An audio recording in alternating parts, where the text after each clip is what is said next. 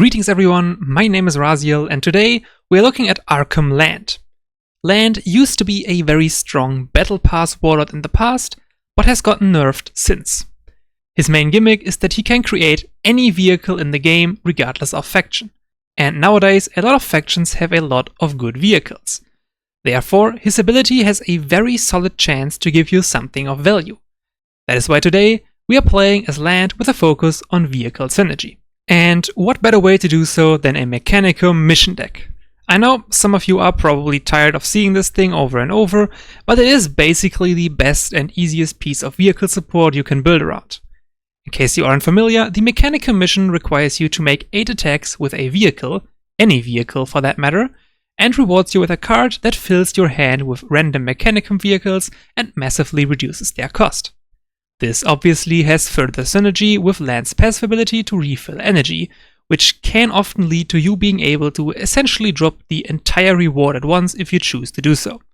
Do keep in mind that it is essentially your primary win con, so overextending against a faction with access to an AoE removal tool like the Sisters of Silence or the new Blood Angels can have grave consequences. To support the mission, we are running basically all flank vehicles in the neutral card pool, or at least we are using all the good ones. Most of these shouldn't be any surprise to those of you who have played this type of deck before. Generally, they all simply have flank and are used to trade into an enemy board. Land now also offers us the benefit of generating vehicles that can be used proactively, meaning vehicles that we can just start dropping if the enemy doesn't commit to the board as fast as we would like, immediately forcing an answer. Even vehicles without a meaningful immediate impact can thus have a purpose should you generate them. We are also using the Alchemist Grammaton to potentially clone devastating high-cost troops that we got from the mission reward. Fun fact, Grammaton does trigger our passive, effectively making it a 3 energy card. The final card I want to draw attention to is Kaizu Lane. Kai is a card that actually makes a lot of sense for this deck.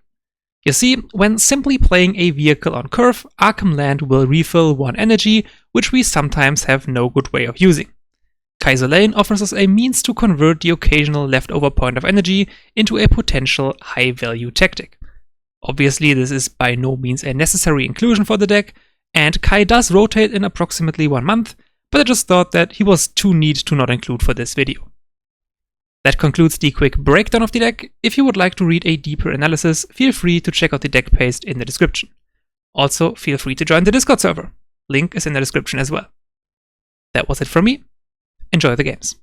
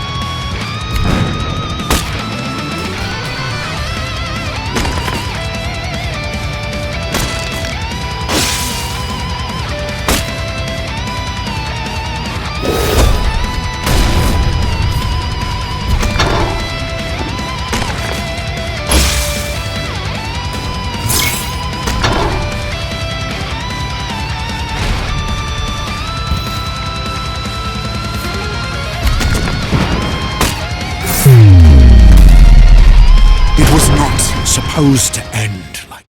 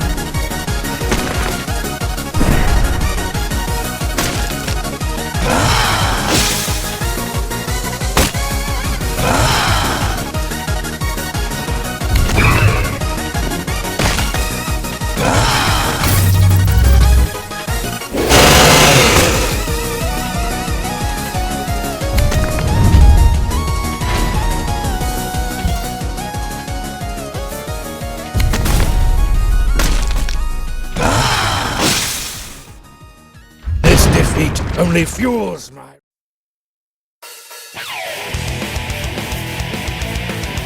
This is about victory, true victory.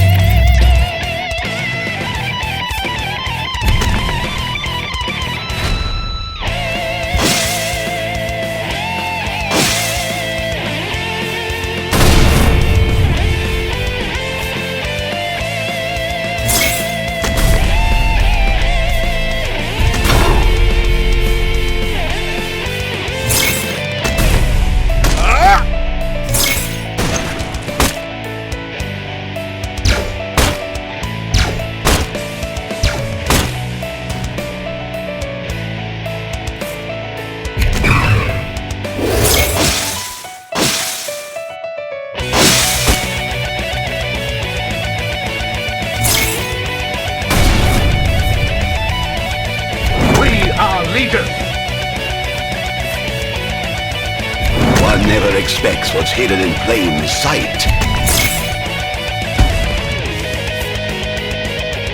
A harrowing is coming.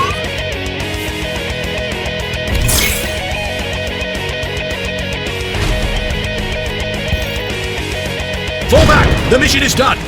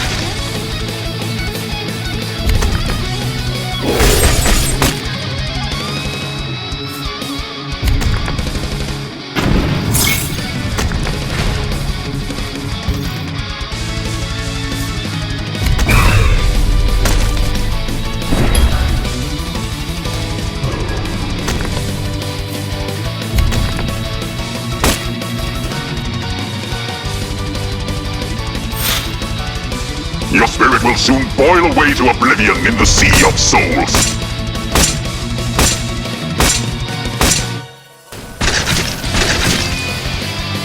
I am no stranger to the ravage.